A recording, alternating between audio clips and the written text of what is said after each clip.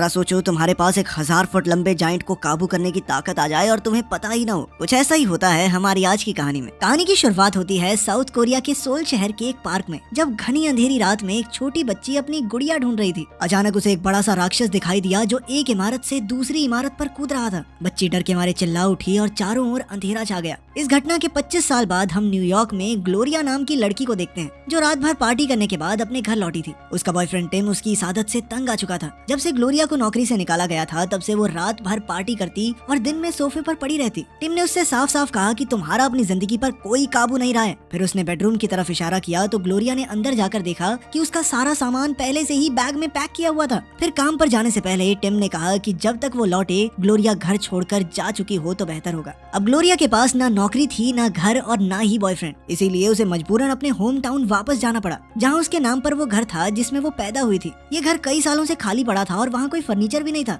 इसलिए पहली रात ग्लोरिया को जमीन पर ही सोना पड़ा। अगली सुबह वो कुछ फर्नीचर खरीदने निकली और सोने के लिए गद्दा लेकर घर वापस लौट ही रही थी जब एक ट्रक उसके सामने आकर रुका। ट्रक में उसका पुराना दोस्त ऑस्कर था, जो उसे शहर में वापस देखकर काफी खुश हुआ। ग्लोरिया उसके साथ ट्रक में बैठ गई और वो दोनों ऑस्कर के बार में जा पहुंचे। अब ग्लोरिया वैसे तो शराब से दूर रहने की कोशिश कर रही थी, मगर बार में इतनी सारी शराब की बोतलें देखकर उसका मन ललचा गया। उसने बेचैनी में अपना सर खुजाया तो ऑस्कर ने उससे पूछा कि आखिर मामला क्या है। ग्लोरिया ने उसे बताया कि जब भी वो थोड़ा नर्वस हो जाती है तो सर खुजाने लगती है, ये बचपन से उसकी आदत थी। खैर फिर उस रात ऑस्कर ने उसे अपने कुछ दोस्तों से मिलवाया। उसने ग्लोरिया के सामने एक बियर की बोतल रख दी। ग्लोरिया ने एक सेकंड सोचा और फिर पूरी बोतल उठाकर गटक गई। कुछ घंटों बाद तो ग्लोरिया नशे में धुत हो चुकी थी। इसके बाद ऑस्कर के 2 दोस्त गैरेथ और जोल भी वहाँ आ गए। जल्द ही ऑस्कर सबके लिए एक एक बियर और लेने चला गया और तभी जोल ने ग्लोरिया को किस करने की कोशिश की। ये देखकर ऑस्कर को कुछ अच्छा नहीं लगा और वो अपनी चाबियां उठाकर वहाँ से चला गया। ग्लोरिया तो अब भी नशे में थी और खुद ही उसे अपना गद्दा घसीट कर ले जाना पड़ा। रास्ते में वो अपने पुराने स्कूल के प्लेग्राउंड के बीच से गुजरी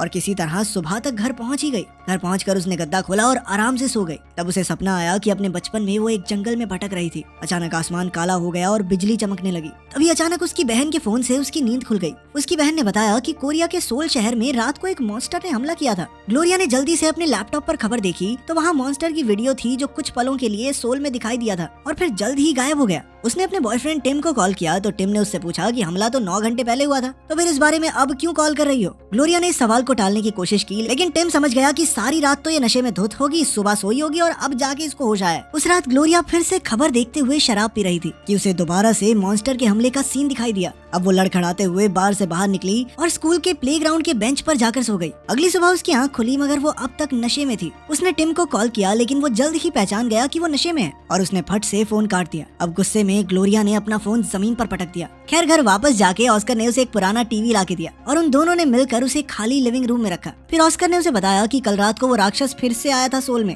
लेकिन इस बार वो पहले की तरह चला नहीं, बस एक जगह पर खड़ा रहा और हाथों से अजीब इशारे कर रहा था। ऑस्कर ने कहा कि वो राक्षस हर रात ठीक 8:05 पे आता है। फिर ऑस्कर ने इंटरनेट से ग्लोरिया को राक्षस के पहले हमले की वीडियो दिखाई जो आज से लगभग 25 साल पहले हुआ था, मगर तब उसे एक बार ही देखा गया था और लोगों ने इसे भ्रम समझ के भुला दिया। खैर टीवी सेट करते हुए ऑस्कर ने उससे पूछा कि क्या उसे कल रात की कोई बात याद है। इस पर ग्लोरिया ने जवाब दिया कि उसे कुछ भी याद नहीं। असल में कल रात को ग्लोरिया ने ऑस्कर के सामने अपने सारे दुखड़े रो दिए कि कैसे वो पैसों की तंगी से जूझ रही थी और उसका हाल ही में ब्रेकअप भी हुआ था। और फिर ऑस्कर ने उसे अपने बार में नौकरी का ऑफर दिया था। नौकरी की बात सुनकर ग्लोरिया इतनी खुश हुई कि उसने ऑस्कर को गले लगा लिया। तभी उसने टीवी पर देखा कि राक्षस भी उसी तरह अपना सर खुजा रहा था जैसे वो नर्वस होने पर खुजाती है। फिर उस रात जब वो बार में काम कर रही थी तो उसने देखा कि राक्षस इस तरह खड़ा था जैसे वो फोन पर किसी से बात कर रहा हो, ठीक वैसे ही जैसे वो कल रात को कर रही थी। अब ग्लोरिया ने घर लौटकर राक्षस की और वीडियोस ढूंढी। सबसे पहली वीडियो में ऐसे लग रहा था जैसे राक्षस कोई चीज उठाकर ले जा रहा है, बिल्कुल उसी तरह जैसे ग्लोरिया गद्दा लेकर अपने घर जा रही थी। अब ग्लोरिया ने अपनी जैकेट पहनी और प्लेग्राउंड की ओर निकल गई। उसने सोल शहर का नक्शा निकालकर उसे प्लेग्राउंड के इलाके से मिलाया। इसके बाद कई रातें बीत गई लेकिन राक्षस के हमले की कोई खबर नहीं आई।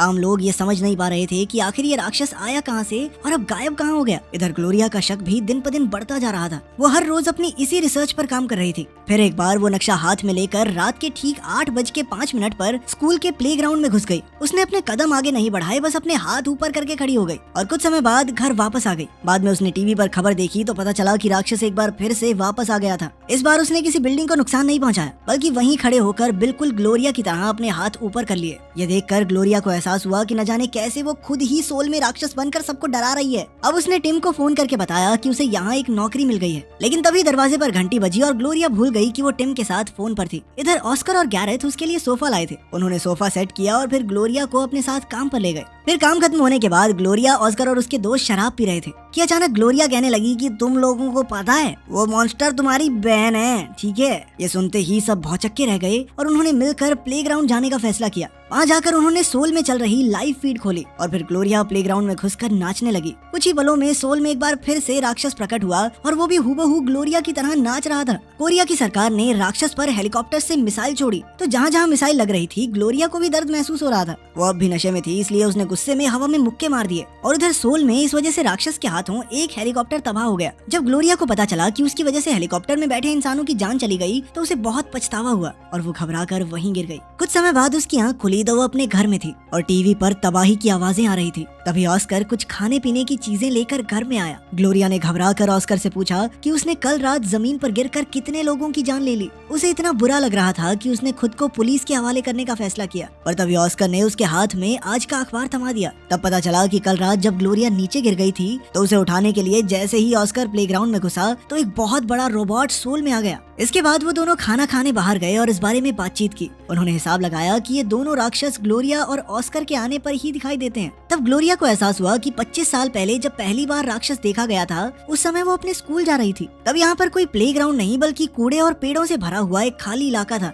ये सोचकर ग्लोरिया को एकदम वही दिन याद आया जब वो हाथ में सोल शहर पर बनाया हुआ प्रोजेक्ट लेकर स्कूल जा रही थी। वहीं ऑस्कर उसके पीछे अपना प्रोजेक्ट लेकर चल रहा था। खैर अगले दिन वो दोनों प्लेग्राउंड के एक बेंच पर बैठकर 8:05 होने का इंतजार कर रहे थे। जैसे ही समय हुआ ग्लोरिया प्लेग्राउंड में घुसी जिससे सोल में भी राक्षस आ गया। फिर उसने जमीन पर कोरियन भाषा में माफी लिखी और वादा किया कि आज के बाद राक्षस कभी वापस नहीं आएगा। रात को सभी टीवी चैनल्स पर राक्षस की लिखी माफी की खबर दिखाई गई और ग्लोरिया ने काम करते हुए ये सब देखा। बाद में काम खत्म होने पर वो ऑस्कर और उसके दोस्तों के साथ शराब पीते हुए बातें कर रही थी। बाद में जब जोल घर वापस लौटा तो कुछ ही देर में ग्लोरिया भी वहाँ पहुँच गई। उन्होंने साथ में कुछ प्यार भरे लम्हे बिताए और फिर अगली सुबह जब वो घर जाने लगी तो उसने टीवी पर देखा कि सोल में उस बड़े से रोबोट ने एक बार फिर से आतंक मचा दिया था। ग्लोरिया ने जोल को उठाया और वो दोनों तुरंत प्लेग्राउंड की ओर भागे। उन्होंने देखा कि ऑस्कर वहाँ नशे में धुत होकर अजीबोगरीब हरकतें कर रहा था और साथ में सोल शहर की लाइव स्ट्रीम देखकर हंस रहा था। तब ग्लोरिया ने उसके पास जाकर उसे खूब डांटा मगर ऑस्कर कहने लगा कि कम से कम उसके रोबोट ने ग्लोरिया के मॉन्स्टर की तरह किसी की जान तो नहीं ली। ग्लोरिया ने प्लेग्राउंड में घुसकर उसे बाहर जाने को कहा मगर ऑस्कर नहीं माना तो ग्लोरिया ने उसे थप्पड़ जड़ दिया। फिर रात को जब बार बंद करने का समय आया तो ऑस्कर ने टीवी पर देखा कि उसके रोबोट को ग्लोरिया के राक्षस से जो थप्पड़ पड़ा था उसकी वीडियो देखकर सभी लोग हंस रहे थे। अब उसे शक होने लगा था कि जोल और ग्लोरिया का चक्कर चल रहा है। तब पता चलता है कि ग्लोरिया कई दिन से शराब नहीं पी रही क्योंकि उसे डर था कि वो नशे में प्लेग्राउंड में न पहुंच जाए। ऑस्कर ग्लोरिया से पहले ही चिढ़ा हुआ था तो उसने गुस्से में टेबल पर एक बियर रखी और कहा कि अगर ग्लोरिया ने ये बियर नहीं पी तो वो खुद प्लेग्राउंड में चला जाएगा और अपने रोबोट से सोल शहर में भयंकर तबाही मचा देगा। तब ग्लोरिया ने बियर उठाई और जमीन पर गिरा दी। फिर ऑस्कर गुस्से में आकर अपने ट्रक में बैठा तो ग्लोरिया ने सामने आकर उसे रोकने की कोशिश की मगर अब उसे अपनी नई ताकत में मजा आने लगा था। इसके बाद वो सीधा प्लेग्राउंड की ओर निकल गया और ग्लोरिया भी उसे रोकने उसके पीछे दौड़ी। अंत में वो दोनों 8:05 पर प्लेग्राउंड में पहुंचे। ग्लोरिया ने मौका देखते ही ऑस्कर को मुक्का मार दिया और दोनों में हाथापाई शुरू हो गई। ग्लोरिया ने कहा कि अब से वो ऑस्कर के बार में नौकरी नहीं करेगी मगर ऑस्कर ने उसे धक्का देकर कहा कि उसे हर हाल में काम पर आना ही पड़ेगा वरना वो इस प्लेग्राउंड में नाच नाच कर पूरे सोल को तबाह करके रख देगा। आखिरकार ग्लोरिया घर लौट आई और वो सोने की कोशिश कर ही रही थी कि अचानक से वो इस सोच में पड़ गई कि 25 साल पहले उस दिन आखिर वो क्या कर रही थी। उसे याद आया कि वो हाथ में अपना प्रोजेक्ट लेकर स्कूल जा रही थी तो अचानक तेज हवा के झोंके से उसका प्रोजेक्ट उड़ गया। तब उसके साथ जो छोटा लड़का मौजूद था वो झाड़ियां पार करके उस खाली इलाके में गया। ये लड़का कोई और नहीं बल्कि ऑस्कर ही था।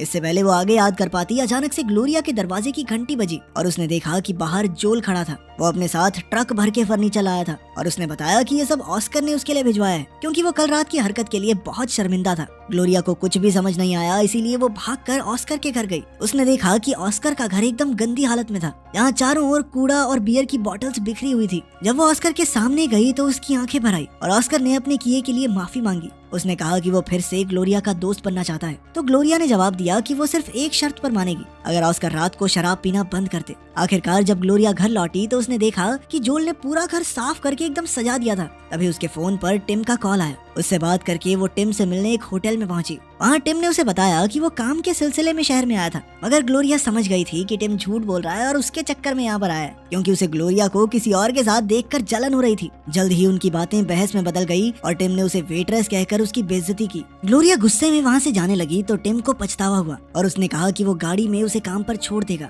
फिर बार में पहुँचने पर टिम की मुलाकात ऑस्कर से हुई और वो तीनों ही बियर पीने बैठ गए। बातों ही बातों में ऑस्कर ने उससे पूछा कि एक बार में सबसे बचकानी हरकत क्या की जा सकती है। टिम को तो कोई जवाब नहीं सूझा, मगर तभी ऑस्कर पीछे से एक बड़ा सा पटाखा निकाल कर लाया और बार में ही जलाने की तैयारी करने लगा। उसे देखकर सभी ग्राहक बौखलाकर भाग निकले। इधर ऑस्कर ने पटाखा जला दिया तो पूरा बार धुएं से भर गया और जल्द ही वहाँ आग भी लग गई। ये सब देखकर ग्लोरिया और टिम को तो अपनी आंखों पर विश्वास ही नहीं हो रहा था। तब ऑस्कर ने कहा कि उसके दिमाग में जो सबसे बचकानी हरकत आई उसने वही की, मगर फिर भी ग्लोरिया उसके साथ बार में ही रुकेगी, चाहे टिम कुछ भी कर ले। ये सुनकर टिम हक्का बक्का रह गया और वो ग्लोरिया का हाथ पकड़कर उसे बाहर ले जाने लगा, मगर ग्लोरिया ने उसका हाथ झटक दिया। वो जानती थी कि अगर उसने ऑस्कर की बात नहीं मानी तो ऑस्कर फिर से प्लेग्राउंड में जाकर सोल में आतंक मचाएगा। इधर टिम ने जाने से पहले गुस्से में कहा कि वो कल दोपहर को इस शहर से चला जाएगा और तब तक ग्लोरिया के पास समय है, वो सोच ले कि उसे वापस चलना है या यहीं रहना है। खैर फिर रात को ग्लोरिया काम खत्म करने के बाद घर पहुंची तो उसने देखा कि ऑस्कर वहाँ बियर पीते हुए उसका इंतजार कर रहा था। ग्लोरिया ने उसे बाहर निकल जाने को कहा, मगर वो नहीं माना।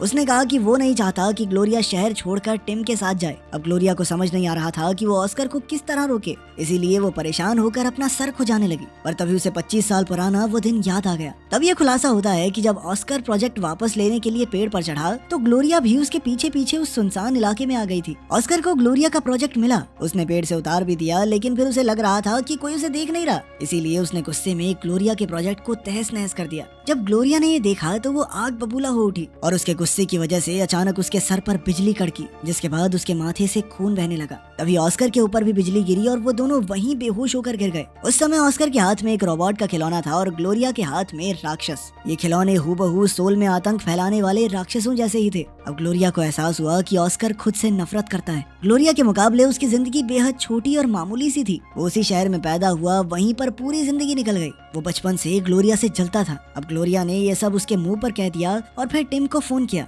मगर तभी टीवी पर अलार्म बज गया और ग्लोरिया और ऑस्कर समझ गए कि जल्द ही 8-5 होने वाले हैं। ऑस्कर तुरंत बाहर की ओर भागा, मगर ग्लोरिया ने उसी पल एक कुर्सी से उस पर हमला कर दिया। फिर ऑस्कर ने भी एक लकड़ी के टुकड़े से ग्लोरिया पर वार किया तो ग्लोरिया ने उस पर पूरी बुक शेल्फ गिरा दी, मगर जैसे तैसे ऑस्कर भागकर खिड़की से कूद गया और फिर पूल से होते हुए सड़क पर भाग गया। अब ग्लोरिया भी तेजी से उसके पीछे दौड़ी। प्लेग्राउंड पहुंचते ही दोनों में जबरदस्त लड़ाई शुरू हो गई। ऑस्कर ने उस पर एक के बाद एक जबरदस्त वार किए, जिससे वो चक्कर खाकर जमीन पर गिर गई। अब ऑस्कर वहशी दरिंदे की तरह हंसता हुआ प्लेग्राउंड में इधर उधर चलने लगा और वहीं सोल शहर में रोबोट राक्षस ने कई सारे मोहल्ले तबाह कर दिए। आखिरकार ग्लोरिया घर लौट आई और तभी उसकी नजर अपने दीवार पर लगे वर्ल्ड मैप पर गई, जो अब उल्टा हो गया था। ये देखते ही उसके दिमाग की बत्ती जली और उसने अपना सामान बांधा और अचानक ही वो एयरपोर्ट की तरफ निकल गई। कुछ देर बाद ऑस्कर ने देखा कि ग्लोरिया घर पर नहीं थी। खैर फिर वो प्लेग्राउंड में बैठकर 8-5 बजने का इंतजार करते हुए लगातार कई सारी बियर पी गया। जल्द ही ग्लोरिया अपनी मंजिल पर पहुंची और तब ये खुलासा होता है कि वो असल में सोल चली गई थी। कुछ ही पलों में अलार्म बजने लगा, जिसका मतलब था कि जल्द ही राक्षस वहां आने वाले थे। उधर प्लेग्राउंड में ऑस्कर ने इधर उधर चलकर सोल में तबाही मचानी शुरू कर दी थी। जहाँ एक ओर सोल के आम लोग उस रोबोट से दूर भाग रहे थे, वहीं ग्लोरिया धीरे धीरे उसकी ओर बढ़ रही थी। कुछ ही पलों में ऑस्कर को दूर से आवाजें सुनाई देने लगी और इधर ग्लोरिया रोबोट के करीब आती जा रही थी। तब ये खुलासा होता है कि क्योंकि ग्लोरिया सोल में थी, इसीलिए उसका राक्षस रूप प्लेग्राउंड में आ पहुंचा था। उसे देखते ही ऑस्कर घबराकर भागा, मगर ग्लोरिया ने तुरंत आगे होकर हवा में हाथ घुमाया। इससे उसके सामने खड़ा वो रोबोट राक्षस अपने आप हवा में उड़ने लगा। उधर ऑस्कर ने राक्षस से अपनी जान की भीख मांगी तो राक्षस ने उसे दूर फेंक दिया। वहीं सोल में रोबोट राक्षस भी हजारों किलोमीटर दूर उड़ गया। ये देखकर सोल के आम लोग खुशी से झूम उठे, क्योंकि आखिरकार वो रोबोट राक्षस के आतंक से रिहा हो गए थे। इसके बाद ग्लोरिया शांत होकर एक बार में घुसी और बारटेंडर से पूछा कि क्या वो एक दिलचस्प कहानी सुनना चाहेगी।